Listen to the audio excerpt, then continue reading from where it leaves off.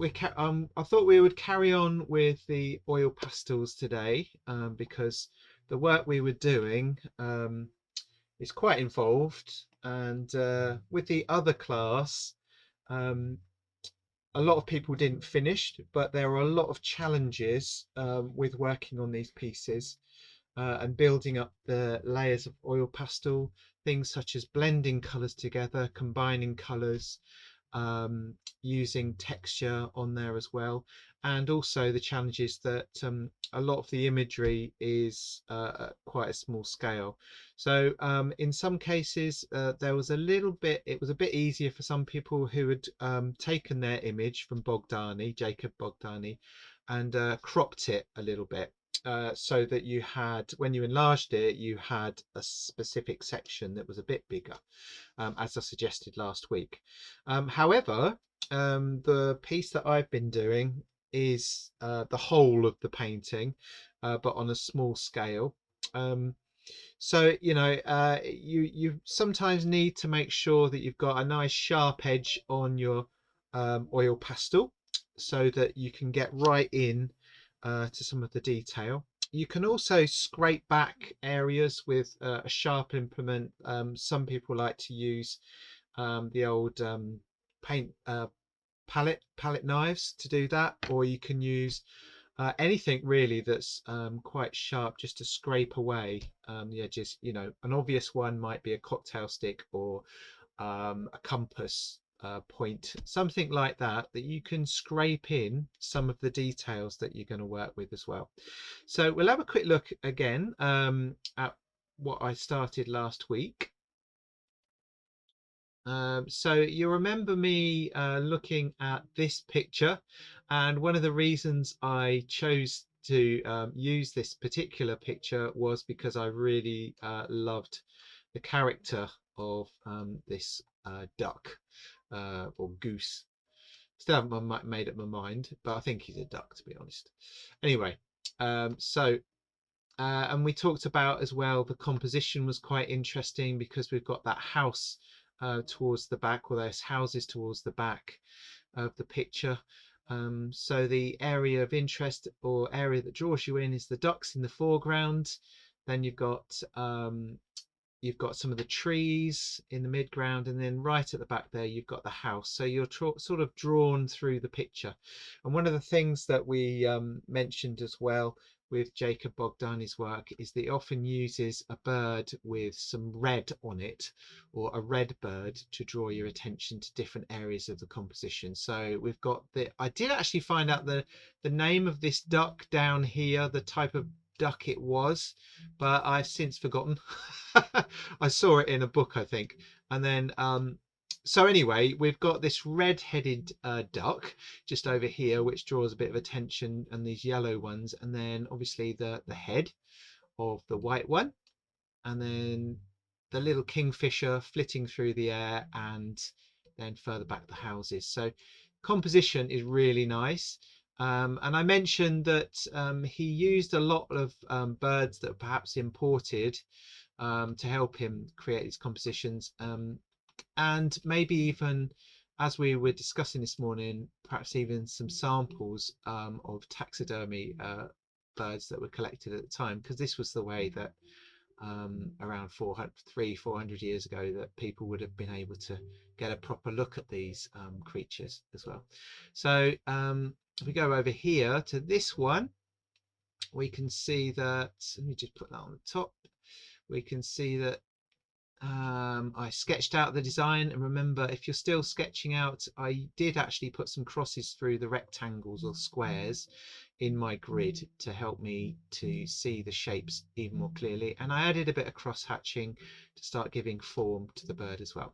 So last week I spent a bit of time working on my version of this, and what I wanted to do was create a little bit more of a vivid color scheme. So I've used some different greens. So we'll go over and have a quick look at that. Okay, so oh gosh, I'm right. I've just realised what I've done. I'm right in the middle of the screen. So let me just make myself a bit smaller. There we go. Get me out of the way. Who wants me in the way? Right, put me down there. Put some focus in. Let's get in a bit closer so we can see. There we go. There he is. Right, yes. So as I was saying, I'm using a little bit more contrast, sorry, a little bit more vivid colour, and that's lovely to do with the oil pastels that we've got over here. So there's been quite a lot of discussion in the art classes about what oil pastels to get, and as we discussed last week, and some of you have bought some extra ones. Pentel oil pastels are really nice to use because they're quite, they're reasonably hard. They're lovely to mix. So they're just about the right mix of whatever ingredients they use to help us really create these lovely blends and things. Now, the other ones that I've used previously in classes, and you may remember these, are these ones, which are called Paul Rubens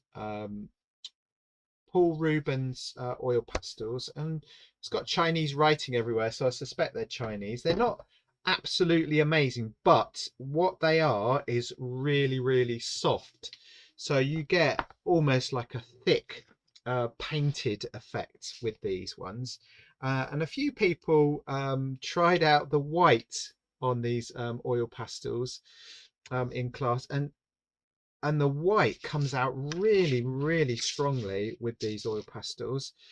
So if I just I mean, it worked quite well on here with the Pentel ones actually, but the color comes out beautifully. So let me just move that down, and we'll pop a little bit on here.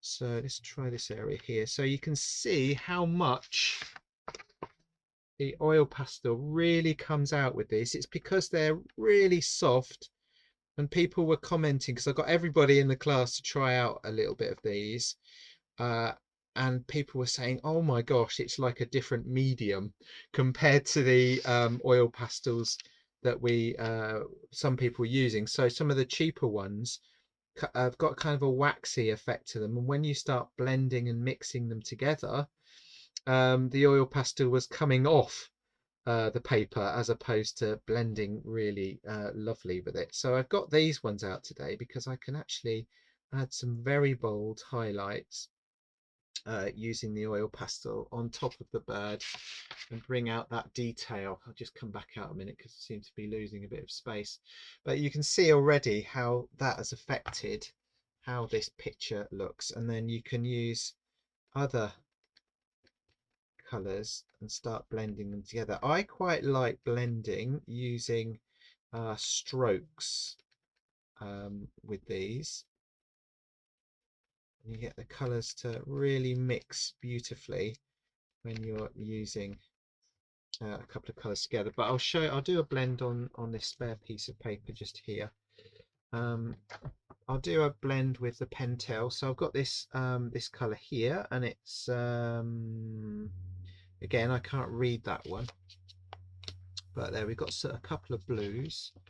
So we'll try that first of all. So when you're blending, one of the things to remember is like a lot of people were kind of putting on a layer of oil pastel a bit like this, and it was coming out really, really grainy. And then over the top of your painting that you're doing, you have the grain becomes quite distracting to the picture. Whereas when we look at the original painting, there's all this lovely these lovely smooth areas of color, and then you've got textured areas of color, and that's due to the fact that a lot of the imagery or the oil pastel has been layered up significantly to make a solid color. So if I zoom right in, there we go. And let's see if I can just move over a little bit because I seem to be, I just moved myself over. There we go. So we've got that. I'll just put a bit of this kind of purpley colour down, and if I go over the top, we can mix those colours quite nicely. We've still got quite a bit of grain, but I can then go over with the lighter blue, and the colour becomes much more solid. And then obviously this is mixing colours together, so with the oil pastels you're mixing on the surface of the paper, as opposed to how you might with paint. Sometimes you might mix the paint in the palette. We're mixing the paint or pastel on the surface of the paper. So let's try a blend as well. We've got that one, and then we can come back the other way and then lighten the pressure like you would with a pencil, and then go back over again, and you can start to remove that grain, which can sometimes be distracting, not all the time, sometimes it's quite useful. And you can create these lovely smooth blends, which helps you give obviously a bit more depth to your picture, but helps you build up layers. Now on top of a blend like that, you can also start to add other marks back over the top. Let's get a bit closer if I can. There we are. So you can also draw back over the top and add marks over that as well. So if you're using Pentels, obviously not got the Paul Rubens really soft colour, and you want to add white, then you need to press down quite heavily to almost chip off some of the white to really get it onto the surface like this. And you can add some highlights, which is what I did with this bird here last week. So I achieved the highlights on the head by literally pushing the oil pastel onto the surface and almost like chipping it away from the surface of the oil pastel and onto the paper. Okay, so we've got a couple of blending techniques there, and then of course you can use something sharp to scrape some oil pastel away like that and create more marks or details. I'm just using quite a blunt tool here really, like that. All right, and I also mentioned last week that you can use, I think I did anyway, you can use candle wax underneath your picture or underneath an area. So this might be painted with a colour first of all. You put your candle wax down, could be wax crayon as well, that would work, and then we can draw colour over the top of the candle waxed area. Sorry, there we go. So I've just put candle wax down on the surface there, and then get your oil pastel on top, and that candle wax will create a nice smooth surface underneath your surface there, and then you can draw back into it like this and put in some of those finer details that you were thinking of. All right, so I mean that's a technique you might try out alongside what we're doing, but I just thought it was interesting to show you there's lots of different approaches with using oil pastels here. Okay, yeah, so there's another technique I would like to show you. I'll just see if I can do that now.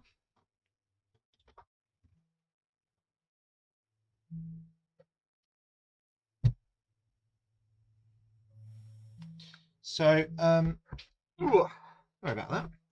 So here I've got some I think this is like a cleaning spirit for brushes, and stuff like this you can usually use, I don't know if it's going to be strong enough actually, stuff like this you can use to melt the wax crayon or the oil pastel. I'm just going to put a little bit on this old lid here, and you can dip it in to the cleaning spirit or the white spirit, and that will loosen up your oil pastel and soften it even more, which makes it a lot of fun to play with, because you can really start to blend it in a very smooth way straight away.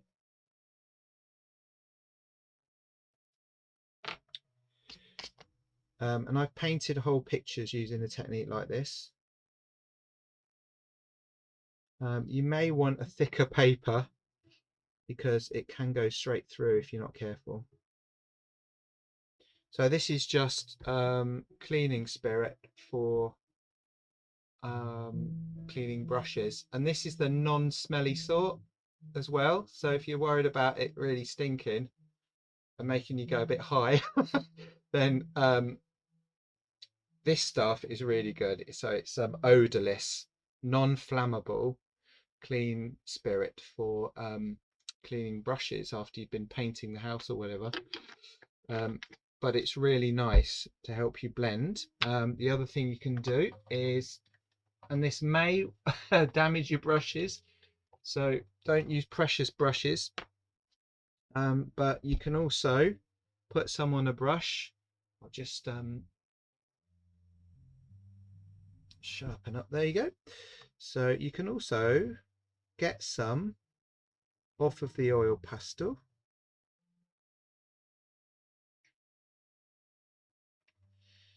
I haven't done this in a while, so yeah, so there you go. You can get, what I've done in the past is actually draw it onto the page, and then you can paint with it in with a little bit more detail as well.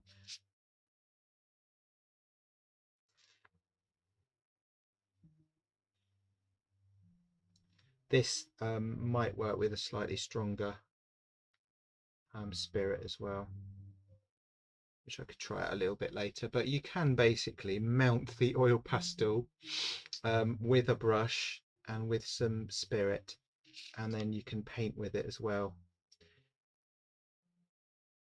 which I've done. As I said, I've done like some pretty big paintings using this exact technique before, which has been really successful. So I just thought I'd tell you that because I didn't do that in the other class, but it's just a nice thing to show you. Okay, so we've got scratching back just here, blending.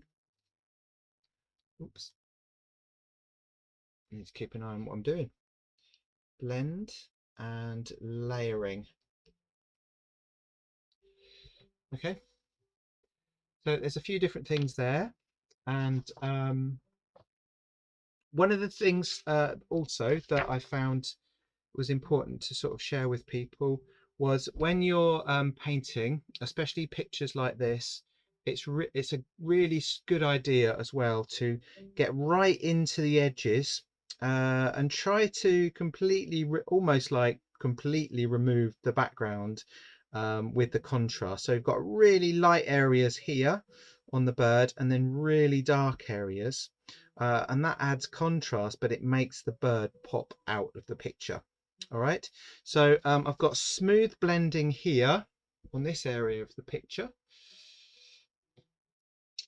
just around here, and here I layered colors up, but I used lots of very small marks on top of each other, and then I made sure that my lines, my marks, went right up close to the edge of the bird in order to really emphasize the edge and to bring this bird forward and the background back. Okay, as you saw last week, this area of the picture that I did, so I worked on the sky, the house, the bird here, the kingfisher over here. I worked on this for most of last lesson, so I really spent some time on it. So when you're working with small details like this, it's important to think about the form and the shape of what you're looking at, so where the highlights and the shadows are, and not get overly obsessed by all of that detail, because sometimes it gets it can at this scale get a little bit more frustrating to actually get the exact detail in. I've managed to achieve it in some places, such as on the goose's head and so forth. But up at the top here, where the bird was particularly small, I've managed to get a lot of the colours and some of the tones, which gives you an impression of the detail in the bird. And the same with this one as well, which I've not quite finished working on yet. But really, I find it really to be an absorbing way to work, particularly because you end up creating these lovely painterly kinds of marks. And as I don't know if I mentioned last week, but oil pastels apparently were designed by Sennelier, which is a paint company originally, but Picasso asked the company to design him some dry media which he could take out with him and use without having to carry all the other equipment. So he had all the colours and things in the form of oil pastels that he could then use while travelling about very quickly and easily. So convenience was the key with the oil pastels originally. I'm sure there's other stories around them, but that's the one I've read. All right. So I can see that most of you are probably working while I've been nattering on, so that's really cool. Keep going, and if you want me to have a look and give you a few more tips on how to work, then please just let me know. Okay, so I decided to go for this almost like silhouette-y area, just in the mid-ground over here to begin with. On the photograph here on the screen, we can see there's some really heavy contrast between the brightness of the wing. In fact, the bird almost looks like it's been sat in a studio with a light directly on it, or a spotlight on it, in a way. But this allows the artist to really bring forth the bird with this beautiful dark rich background, and then the bird highlighted heavily to bring forward the chest or the breast area of the bird and the beak and the head. So this contrast really helps to emphasize the character of this bird coming forward. So I enjoyed working on the tree this evening.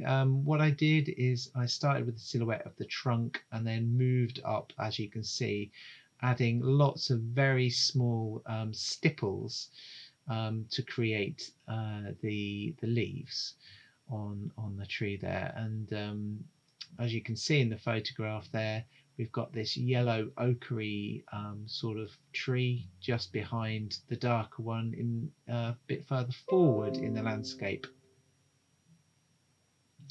So I keep building up, and one of the things I talk about during this class was the amount of different colours that you can use when creating the effect of the leaves.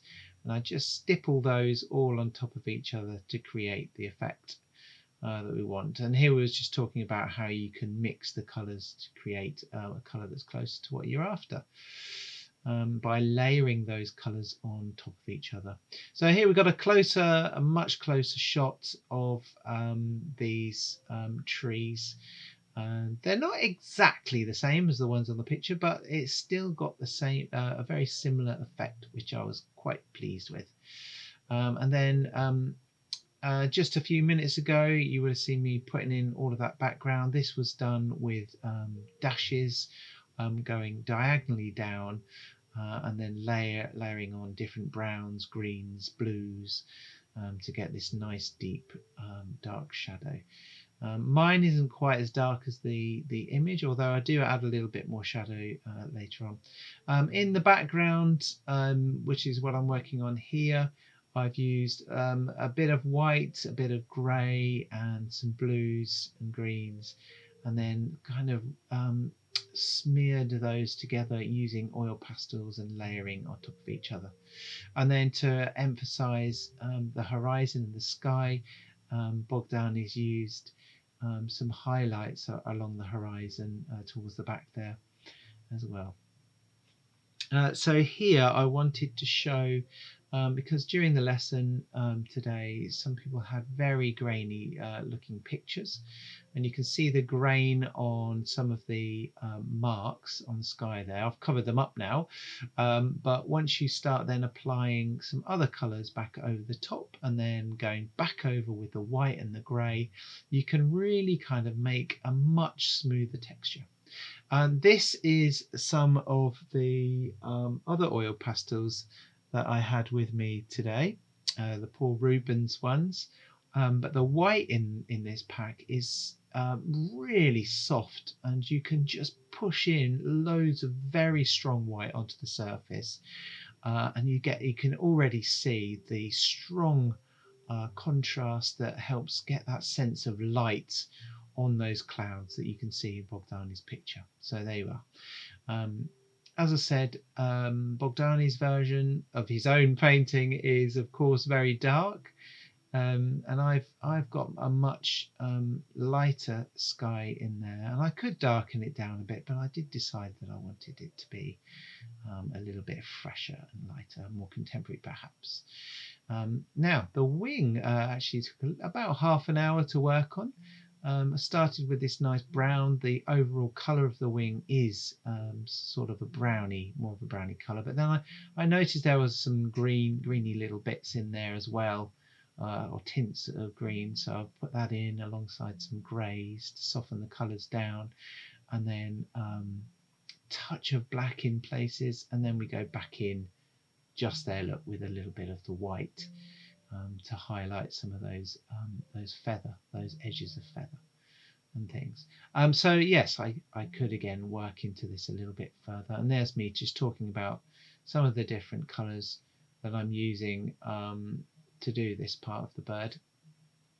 And then I think I go just, I start to think that I haven't got much time left at this stage, so I think I start having a little go at the feet, just so I can complete that part of the bird in a few minutes. There's some more of the Paul Rubens white going on to add some highlights. Oh, there we go. We're doing the shadowy area of the bird at the moment. There we go. And I think I do start to yes, I do start to add some heavier shadows, having looked again at the bird. I'm darkening down some of the side of him to give him a little bit more form and so forth as well, and then going back in with some of the lighter colours to help blend those with the rest of the bird, so you don't end up with the bird having a stripy jumper, but you end up with the shadows blended in a little bit more naturally with the rest of the image. Now here I started with the feet. I started with a nice bold orange, but I then look a bit closer and decide that there's actually some nice pinks in there as well. So I've added pink and then some brown to have the shadowy areas, and then back in with a little bit of white to add some highlights and give those feet a little bit more form. So again, back in with the black, back in with the brown, and then some blues to start darkening down that background. It looks quite black on here, but there's blue in there to give bring out those feet a little bit more. I don't get much further with this during the lesson, but I just wanted to get those feet in if I could before we retired for the evening. So again, adding some greens in there. But and I quite enjoyed adding this bit because there's a little bit of a highlight under the wing, because I think Bogdani didn't want us to miss the wings coming out there. But yeah, so fantastic evening. Thanks for coming, and I'll see you next time.